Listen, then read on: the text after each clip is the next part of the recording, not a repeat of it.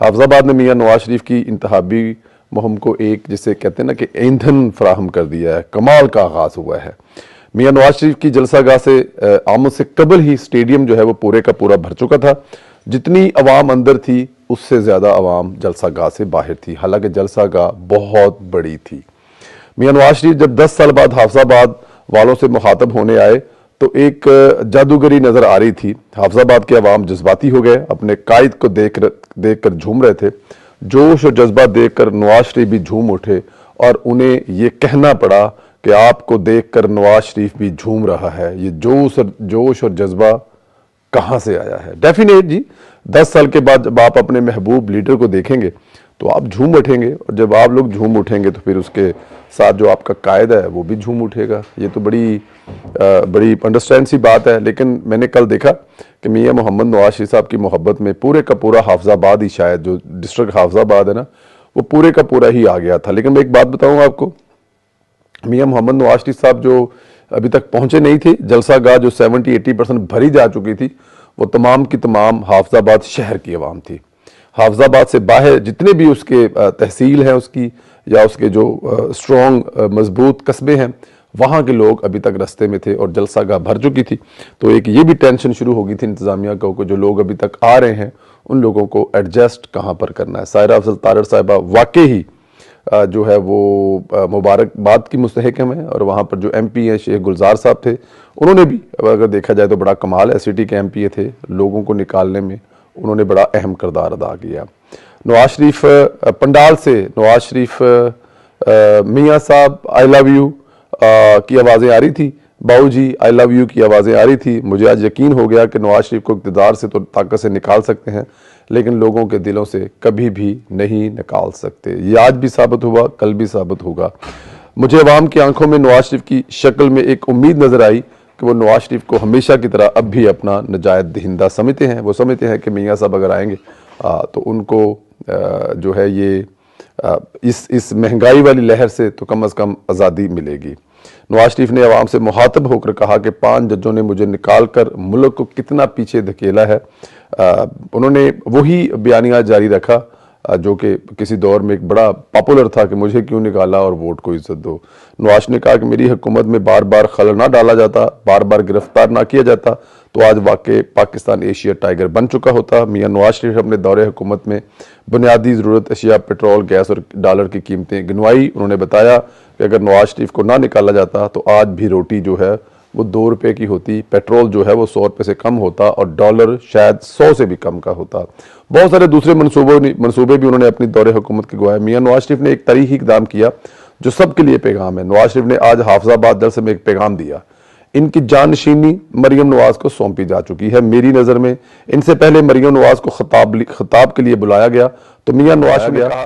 نواز نے کہا کہ پہلے خطاب میں کروں گا، اور اختتامی خطاب کے لیے خود مریم نواز کو مدعو کیا۔ عقل والوں کے لیے میرے خیال میں اشارے کافی ہیں۔ میاں نواز شریف کے مختصر خطاب کے بعد مریم نواز نے خطاب کیا اور کہا، میرا قوم سے وعدہ تھا کہ نواز شریف کو واپس لاؤں گی، آج میں ان کو واپس لے آئی ہوں۔ یہ سب کچھ عوام کے تعاون سے ہی ممکن تھا۔ مریم نواز نے قوم کو بتایا کہ نواز شریف ہر وقت اسی سوچ اور مشاورت میں رہتے ہیں کہ اپنی قوم کو مشکلوں سے کیسے نکالنا ہے، گیس کیسے پوری کرنی ہے، بجلی کے بل کیسے کم کرنے ہیں، نوکریاں کیسے دینی ہیں۔ یقین کریں باپ بیٹی کے اشاروں پر لاکھوں کی تعداد میں مجمع جھوم رہا تھا۔ میری آنکھوں نے یہ تاریخ رقم ہوتے دیکھی۔ اچھا، جلسے میں ہر جلسے میں ایک چیز دیکھ رہا ہوں، جو نوٹ کر رہا ہوں، وہ ہے اقلیتی برادری کی بڑی تعداد۔ ہر جلسے میں چاہے وہ جلال پور جٹاں کا جلسہ ہم نے دیکھا تھا، اس کے بعد پھر اوکاڑا کا دیکھا ہے، پھر حافظ آباد کا دیکھا ہے، یہاں پر اقلیتی برادری کی بڑی تعداد دیکھتا ہوں۔ اور اس سے پہلے جب میاں محمد نواز شریف صاحب انٹرویو کر رہے تھے ماڈل ٹاؤن میں، تو وہاں پر بھی ایک بڑی تعداد میں مختلف اقلیتی جو لوگ تھے، جو ممبران تھے، جو دوسرے مذہب سے تعلق رکھنے، ان کی بڑی تعداد میاں محمد نواز شریف صاحب سے پیار کرتی ہے۔ اور میں کچھ لوگوں ایسوں کو بھی وہاں پر دیکھا جن کی محبت نواز شریف صاحب سے اور نواز شریف صاحب کی ان سے محبت جو ہے وہ کئی دہائیوں پر مشتمل ہے۔ اس میں کوئی شک نہیں ہے کہ میاں محمد نواز شریف صاحب جو ہے وہ اس میٹنگ میں، ابھی ہمارے ایک دوست ہمیں بتا رہے تھے کہ میاں صاحب کی ایک بہت بڑی خاصیت ہے کہ وہ جب کسی جگہ پہ جاتے ہیں جلسہ کرنے کے لیے تو اس علاقے کا کوئی ایسا بزرگ سیاستدان جس نے میاں محمد نواز شریف صاحب کے ساتھ کام کیا ہوتا ہے ان کے بارے میں پوچھتے ہیں کہ وہ کیسے ہیں، خیریت سے ہیں، اور میرے خیال میں یہ ایک ظرف والا لیڈر ہی کر سکتا ہے، بے ظرفہ تو پھر آپ کو پتا ہے جو کرتا تھا۔ خیر، بے ظرفے کا ذکر ہو اور عمران خان کا ذکر نہ آئے، ادھر عمران خان اپنے لیے مزید مشکلات کھڑی کر رہا ہے۔ سائفر کیس کی سماعت جیل میں ہوئی اور آج گواہوں نے بیان ریکارڈ کرا دیے۔ سائفر کیس میں آج عمران خان نے کہا کہ میرے پرنسپل سیکرٹری اعظم خان کا قرآن پاک پر حلف لیا جائے۔ اعظم خان نے قرآن مجید چوم کر حلف کے ساتھ عمران خان کے خلاف گواہی دے دی، یعنی عمران خان نے خود قرآن کو بیچ میں لا کر اپنے خلاف مضبوطی جو گواہی ہے نا وہ مضبوط کر دی۔ اگر وہ نارمل گواہی دیتا تو بعد میں عمران خان اس پہ 565 چیزیں اٹھا سکتے تھے، خاص طور پہ قوم یوتھ جو ہے وہ اس پہ کئی طرح کے ٹرینڈ بنا سکتی تھی، لیکن عمران خان نے خود جب اعظم خان سے قرآن پاک کو اٹھا کر حلف لے کر گواہی دینے کا کہا تو انہوں نے قرآن پاک بھی اٹھایا اور اس کو چوم کر اٹھایا۔ گواہی کے دوران بشرا بی بی اعظم خان کو بد دعائیں دیتی رہی اور اونچی اونچی آواز میں اسے کہتی رہی کہ تم پر قہر نازل ہوگا، اور ظاہر ہے بشرا بی بی نے اپنے ان کے جو موکل ہیں یا ان کے جو بھی بابے شابے ہیں ان کو بھی تکلیف دینی ہے کہ ذرا پتہ لگے کہ اعظم خان ہو اس نے کس قوم کے عظیم لیڈر اور امت مسلمہ کے جو بہت بڑے لیڈر ہیں ان کے خلاف جو ہے وہ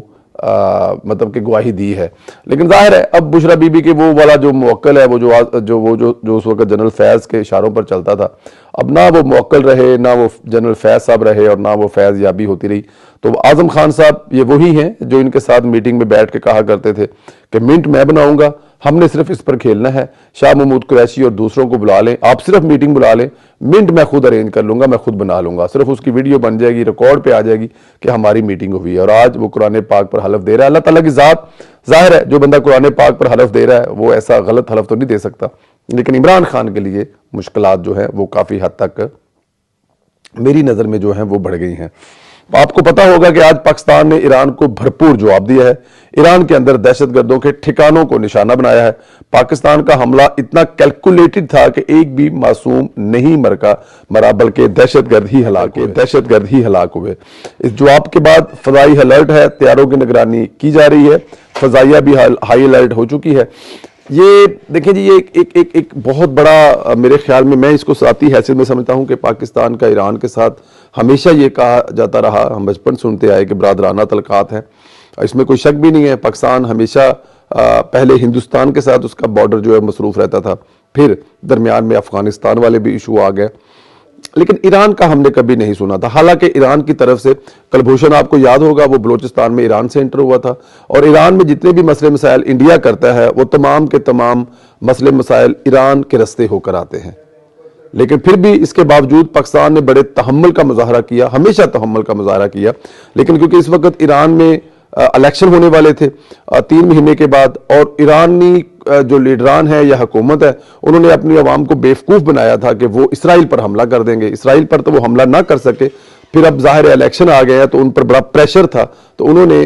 کہا جی کہ اس علاقے کا سب سے بڑا چودھری جو ہے وہ پاکستان ہے، تو انہوں نے پاکستان پر حملہ کر اپنی عوام کو شاید یہ میسج دینے کی کوشش کی تھی کہ دیکھیں جی ہم لوگ مطلب بہت بڑا کام کر رہے ہیں، پاکستان پر حملہ کر دیا، لیکن شاید ان کو پاکستان کی طاقت کا، دیکھیں جو بھی ہو جیسے بھی ہو، ہمارے لاکھوں اندرونی مسائل ہو سکتے ہیں، لیکن اس میں کوئی شک نہیں ہے ہماری جو فوج ہے دنیا کی 7ویں بڑی فوج ہے، ہماری جو انٹیلیجنس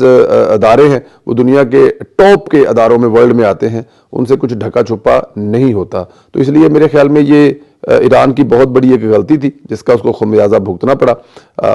اس پہ کچھ 2-4 چیزیں اور بھی ہیں جو بڑی ہی مطلب کہ فکر والی ہیں، لیکن انشاءاللہ تعالیٰ اگلے ویلاگ میں ابھی جو ہے وہ ٹھنڈ بھی ہے، نیند کی خماری بھی ہے، اور میرے خیال میں تھوڑا میرا ملاقات کا ٹائم ہے وہ بھی مک گیا۔ اپنا بہت زیادہ خیال رکھیں، انشاءاللہ تعالیٰ آپ لوگوں سے صبح ملاقات ہوگی خانے وال کے جلسے میں، آپ لوگوں کو وہاں سے لائیو اپڈیٹ دیں گے اور خانے وال کے لوگوں سے پوچھیں گے کہ وہ میاں محمد نواز شریف سے کیوں پیار کرتے ہیں اور کتنا پیار کرتے ہیں، اور جو مریم نواز صاحبہ خانے وال میں آ رہے ہیں ان کے کیا تاثر ہوتا ہے، یہ سب چیزیں آپ کو صبح بتائیں گے۔ اپنا خیال رکھیں، اجازت دیں۔